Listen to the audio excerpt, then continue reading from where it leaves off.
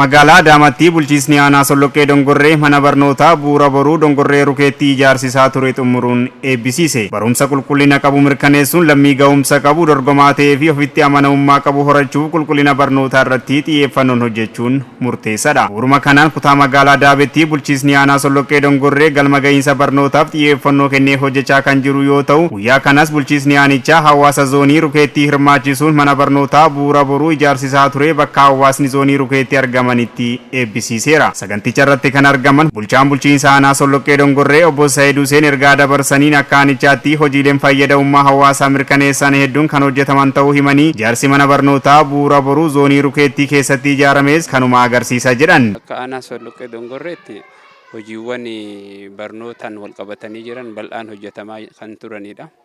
Waggoottan lamaan dabarsine kana keessatti manneen barnootaa hedduun ijaaramanii jiru. Bara kana keessatti tajaajila hojii tajaajila gannaatiin hojii tajaajila lammummaa gannaatiin manneen barnootaa mana barnoota sadarkaa isaa eeggate mana barnoota sadarkaa tokkoffaa tokko ijaaruu dandeenyeerra.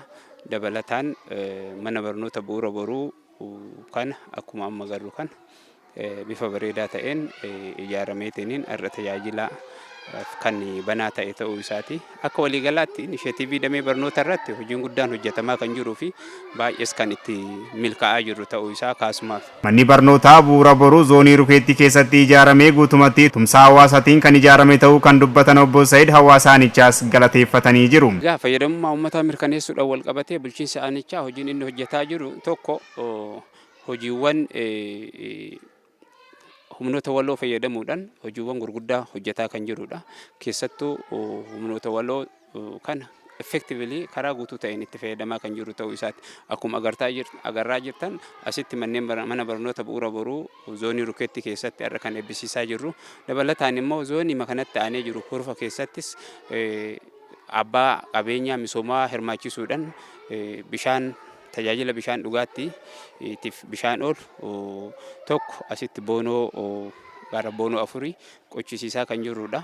Dabalataan iddoo garagaraattis hojiiwwan tajaajila lammummaatiin hojjetaa jiru bal'aan kan jiru ta'uu isaati. Daaree dabalataa ijaaruudhaan wal qabatee san qofas miti daandii keessaa hojjechuudhaanis wal qabatee hojiiwwan akka waliigalaatti fayyadamummaa uummataa keenyaa mirkaneessuu danda'an. Keessattuu hawaasni kun xiinsammuun isaa erga magaala jalatti dabalamne fayyadamaa ta'uu isaa noormaali akka inni itti amanuuf waan bal'aan uummata keessatti hojjetamaa kan jirudha.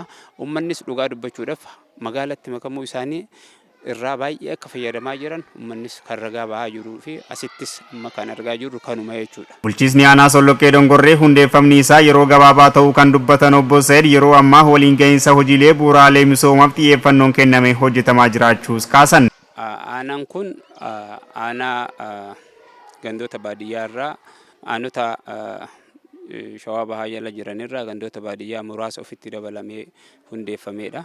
Hojii aanaa kana keessatti gaafiin bu'uuraalee misoomaa gaafiin magaalumsuudhaan wal qabatanii jiran baay'een kan jiran ta'uu isaati. Kanaanis wal qabatee hojiin guddaan hojjetamaa kan jiru ta'uu isaati jechuudha. Keessattuu nama magaalumsuudhaan wal qabatee teekinooloojiidhaan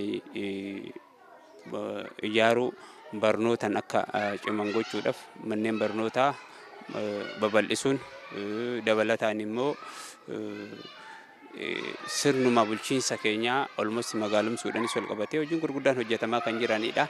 Lafa magaalumsuudhaanis wal qabatee kadastarri baadiyyaas bal'inaan kan hojjetamaa jiran ta'uu isaa akka waliigalaatti kan itti deemamaa jiruu fi zooniiwwan hedduu keessatti ragaan isaa funaanamaa kan jiru ta'uu isaa kaasuuf jechuudha. Itti gaafatamaan waajjira paartii badhaadhina aanaa Solloqqee Dongorree obbo Dinaa'ol Dirribaa akka jedhanitti hawaasa aanichaa sadarkaa hundatti qindeessuun hojiileen misoomaa fakkeenyummaa qaban hojjetamaa jiraachuu dubbatan. Hojiileen tajaajila lammummaatiin aanicha keessatti hojjetaman hedduu ta'uu kan dubbatan obbo Dinaa'ol hawaasni zoonii Rukeettis mana barnootaa bu'uura boruu hirmaannaa mataa isaaniitiin ijaarames fakkeenyummaa gaarii kan qabu ta'uu kaasanii hawaasa zoonii Rukeettis galateeffatanii jiru. Egaa hojiileen hawaasa misooma irratti hundaa'ee aanaa keenya keessatti hojjetamaa jiran hojii bal'aadha.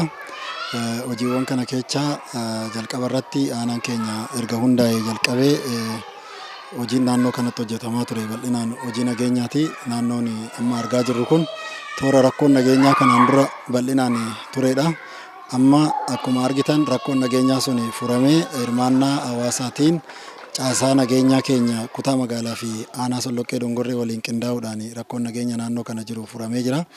Hawaasni naannoo kana jiraatus amma fuula isaa gara misoomaatti naanneffatee hojii misoomaa kanarra hojjechaa jira jechuudha. Hawaasni zoonii Rukeettii manni barnootaa bu'uura boruu ijaarameef gama isaaniitiin duraan daa'imman isaanii gaaddisa mukaa jalatti barsiifachaa turuu ibsanii amma manni barnootaa qe'ee isaanitti banamuu isaaniitti kan gammadan ta'uu dubbatan. Duraan ijoolleen teenya asirraa kaatee magaalatti baratti ture. Manni immoo oolmaa daa'immaniin qaban xaddacha jalatti baratan ture, gaaddisa jalatti baratan ture. Manni kun kaka'umsa ummataatiin asitti ijaaramee akkanatti miidhagee dhaloonni egeree boruu akka lammiin kamiyyuu baratutti baratanii biyya kana dhaaluu of fuulduratti biyya kana dhaaluudhaan bulchuudhaan eenyummaa ofii akka baran inni haadhafuutii inni hafuutii wanti biraa dhaloonni kun mana barumsaati jedhanii akkuma dhaloonni biraa barachaa jiranitti barachuu isaanitti gammachuu guddaan natti dhaga'ama. Gammachuu hagana hin jenne natti dhaga'ama. Yoo uummanni ganda keenyaa mana kana ijaaruu keessatti quuqama dhaloota baratu qaban irraa kan ka'e halkaniif guyyaa nu cinaa dhaabbatanii mana kana asiin ga'anii jiru.